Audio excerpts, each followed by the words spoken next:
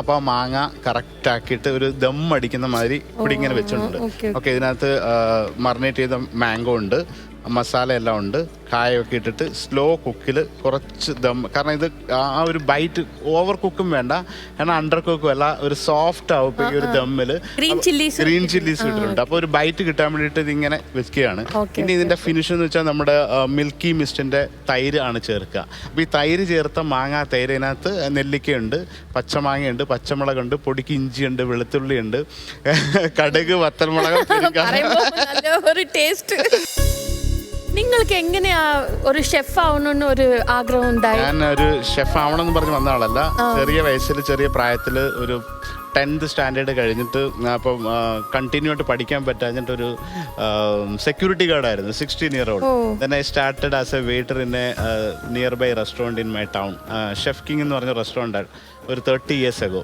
അപ്പോൾ അവിടുന്ന് വെയിറ്ററായിട്ട് തുടങ്ങി, ക്ലീനിങ് ബോയ്, വെയിറ്റർ, അവിടുത്തെ ഒരു ഷെഫിനെ അസിസ്റ്റ് ചെയ്ത് പഠിച്ചിട്ടാണ് 30 years ആയിട്ട് ഇപ്പോൾ ഒരു ഷെഫായിട്ട് മാറിയത്. நீங்க தான் ரியல் ஹீரோ. നല്ല ഒരു എക്സ്പീരിയൻസ് അല്ലേ? യെസ്, ഭയങ്കര. നമുക്ക് ഈ ഭക്ഷണം ഉണ്ടാക്കി ഇപ്പൊ ഇത് തന്നെയല്ലേ ഞാൻ പറഞ്ഞല്ലേ, ഐ എം ആക്ച്വലി നീലഗിരിയും താഴ്വാരവും കൗരവരും കണ്ടൊരു ഫാനാണ്. അപ്പം ഞാൻ അന്ന് ഒരിക്കലും ആലോചിച്ചിട്ടില്ല, അന്നൊക്കെ നമ്മുടെ മുമ്പിൽ സിനിമയിലൊക്കെ അഭിനയിക്കുന്ന ആ താരങ്ങളെയൊന്നും ഒരിക്കലും കാണാൻ പറ്റാത്തൊരു കാലഘട്ടമാണ്. നമ്മൾ നാനയിലും മറ്റേ അന്ന് ടി വി അത്രയും വരില്ലല്ലോ. അപ്പോൾ ഈ നാനയിലൊക്കെ വായിക്കും കാര്യങ്ങളൊക്കെ കാണുമ്പോൾ ഇത് ഈ ഭക്ഷണം കൊണ്ടാണ് നിങ്ങളെയൊക്കെ കാണാൻ പറ്റും. ഇപ്പോൾ ലാലേട്ടൻ എത്ര തവണ ഭക്ഷണം ഉണ്ടാക്കി കൊടുത്തു, അതുപോലെ മമ്മൂക്കെ നമുക്ക് ഒരുപാട് തവണ ഭക്ഷണം കൊണ്ട് ഇവരെയൊക്കെ കാണാൻ പറ്റിയോണ്ട് ഐ എം സോ ബ്ലെസ്ഡ്. ആ നേരത്തെ അഞ്ജു പറഞ്ഞ പോലെ നമ്മളും അതിനകത്ത് ഭയങ്കരമായ ബ്ലെസ്ഡ് ആണ്. തൈര് കുറച്ചൊന്ന് വിസ്ക് ചെയ്ത് കഴിഞ്ഞാൽ അതിന്റെ ആ കറക്റ്റ് ടെക്സ്ചറായിട്ട് കിട്ടും. അപ്പൊ ഇതിന്റെ സൈഡിൽ ഇതേ ഒരല്പം ഇതിന്റെ ഒരു ജസ്റ്റ് അവിടെ സ്റ്റീം ആവുന്നതിന്റെ ഒരല്പം വെള്ളം എല്ലായിടത്തും ഒന്ന് കൊടുക്കണം. അപ്പൊ ആ സ്റ്റീം കറക്റ്റ് ആയിട്ടൊന്ന് വരും. എന്റെ അമ്മാവും അപ്പാവും നല്ല cook. Okay, and for you if you rate 1 to 10, okay, the best chef like ഇപ്പൊ നമ്മളൊക്കെ ഒരു 7 അല്ല 8, 9 ആയിരിക്കും. അഞ്ജുവിനെ എവിടെ റേറ്റ് ചെയ്യും കുക്കിങ്ങിൽ? അമ്മേനെ എത്ര റേറ്റ് ചെയ്യും? അമ്മ ഫസ്റ്റ് അല്ല, ഈ 1 to 10 അപ്പൊ 10. അപ്പൊ അഞ്ജു 1.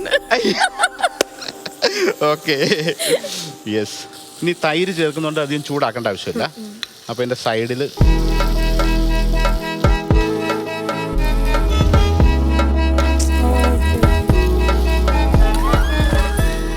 ഓഫ് ചെയ്തു. ആ ഹീറ്റിലേക്ക് എന്ത് സ്റ്റീമായിട്ട് കാണാൻ രസമല്ലേ? ഇനി ഇതിന്റെ ഒരു ഫുൾ കളർ ഇപ്പൊ ഇതിനകത്ത് ആ ഓയിലിനകത്ത് ആ ചില്ലി മറ്റ് ആ സ്പൈസസ് എല്ലാം സെപ്പറേറ്റ് ആയിട്ട് വന്നിട്ട് ഓൾറെഡി ആ ദമ്മിനകത്ത് ഉള്ളിൽ റോസ്റ്റ് ചില്ലി, കറി ലീവ്സിന്റെ എല്ലാം ഫ്ലേവർ ഇൻഫ്യൂസ് ആയി. അപ്പൊ ഇത് തൈരിനകത്തോട്ട് നമ്മൾ ഇതിനകത്തോട്ട് ഇങ്ങനെ വന്നിട്ട് ഒന്ന് മിക്സ് ചെയ്ത് കഴിഞ്ഞാൽ ഇതൊരു മാങ്ങ, നെല്ലിക്ക, തൈര്, അത് ഓണത്തിനായാലും കല്യാണത്തിനൊക്കെ ആയാലും ഇത് നല്ല രസമായിട്ട് വരും.